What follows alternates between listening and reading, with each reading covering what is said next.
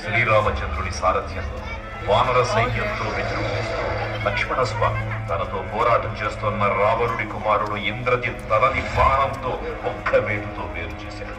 ఇంద్రజిత్ మరణమాట విన్న రావణుడు ఆవేశంతో ఊగిపోయాడు. ప్రతీకారం కోసం పాతాళ లోకాధిపతి తన సోదరుడు అయినటువంటి మహిరావణుడి సహకారం కోరాడు.